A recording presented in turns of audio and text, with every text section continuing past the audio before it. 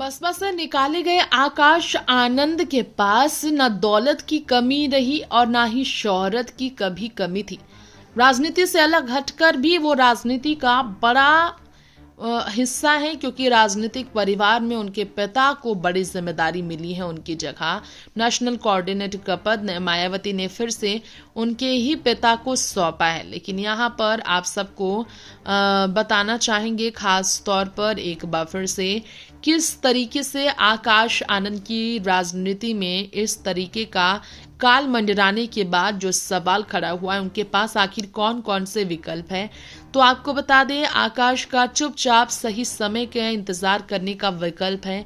कहा यह भी जा रहा है कि आकाश हो सकता है पार्टी छोड़ दें और दूसरी पार्टी में शामिल हो जाए, या फिर आकाश आनंद राजनीति छोड़कर बिजनेस से जुड़ जाए। ऐसे में हम आपको हमारे इस रिपोर्ट में ये बताना चाहेंगे, क्या वाकई में बिजनेस में उनके जाने के बाद उनका वाकई में राजनीतिक सफर खत्म होने से जरा भी उनकी जिंदगी पर इसका बुरा प्रभाव नहीं पड़ेगा।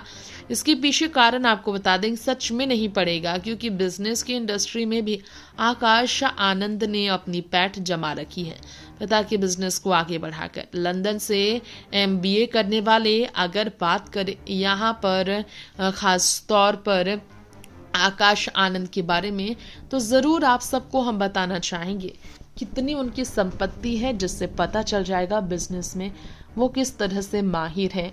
जी हाँ, चर्चा तो है कि BSP से निकाले जाने के बाद, BSP से हटने के बाद वो बिजनेस पर फोकस रख सकते हैं।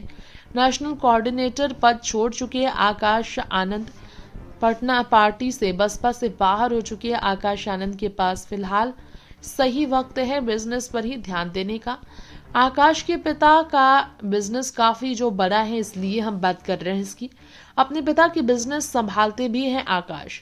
रिपोर्ट है मीडिया की, जिसमें उनके पास करीब 66 करोड़ रुपए की संपत्ति है और उन्होंने अभी तक कोई ठोस और सटीक जानकारी भले ना उपलब्ध की। ये 66 करोड़ कितने बड़े अमाउंट है, ये बताने की जरूरत नहीं। लंदन से उच्च शिक्षा प्राप्त करने वाले आकाश की शुरुआती शिक्षा नोएडा से हुई। मैनेजमेंट की पढ़ाई उन्होंने फिर बाद में लंदन से की।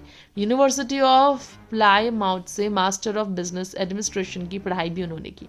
मायावती ने जो लिखा उन्हें हटाने के बारे में, इसके बाद चर्चा हुई। क्या वो पद छोड़ने के बाद इसलिए मायावती से खफा नहीं क्योंकि पास उनके रास्ते हैं बिजनेस में शामिल होने के, क्योंकि उनके बिजनेस से जुड़ने को लेकर और भी चर्चाएं हैं। और वैसे आपको बता दें कि ये विकल्प भी उनके पास कि वो राजनीति में या तो इंतजार करें मायावती के फैसले बदलने के, या फिर BJP नहीं बल्कि बिजनेस से जुड़ जाए। मायावती ने भतीजे से नाराजगी की वजह बताई, लेकिन आकाश आनंद को ज्यादा तकलीफ में नहीं देखा गया, क्योंकि उनके पास इतना बड़ा बिजनेस है कि उससे संभालने में उनके पास राजनीति करने का शायद समय ही ना हो, जब वो पूरी तरह से उसमें रम जाए। Next 9 political bytes report.